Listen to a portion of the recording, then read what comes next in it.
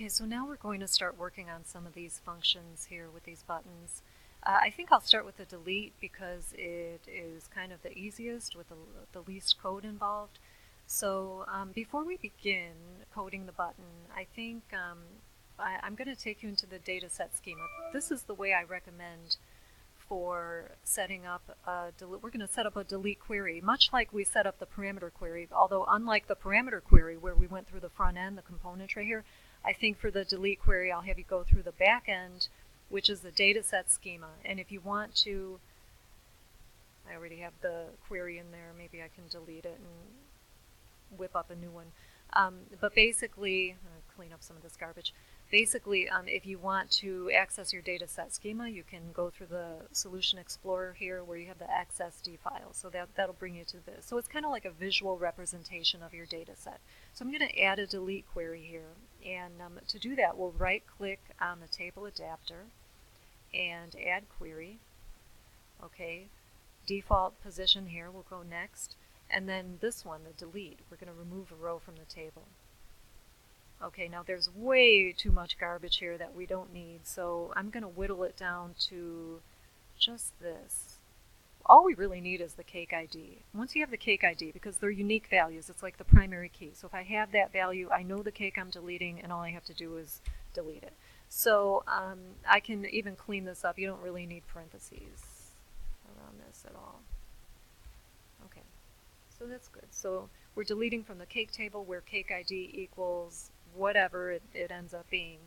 The question mark is a placeholder, just like it was in the parameter query. Okay, so I guess maybe I'll call this delete cake.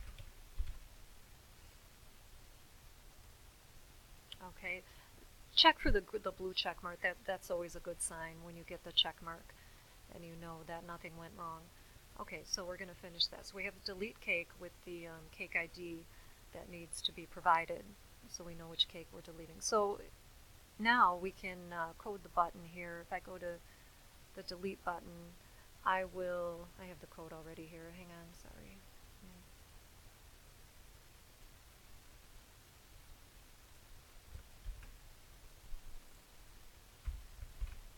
Okay, so basically what we're doing is when the user clicks the button, the delete button, we have to isolate the current or the ID of the current cake. Current meaning the currently viewed cake, okay?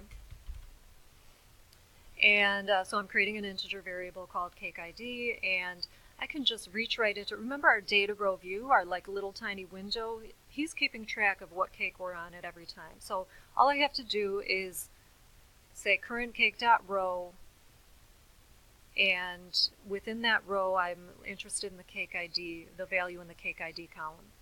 And this is going to come through as a generic type of object, and so we have to put a cast on that, which is why we have it in there, okay, to put it in our integer variable. So now we're home free. All we have to do is call upon that table adapter to delete the cake. Now I'm going to run this. There's something else, something subtle that we have to talk about too, but for the most part this will work.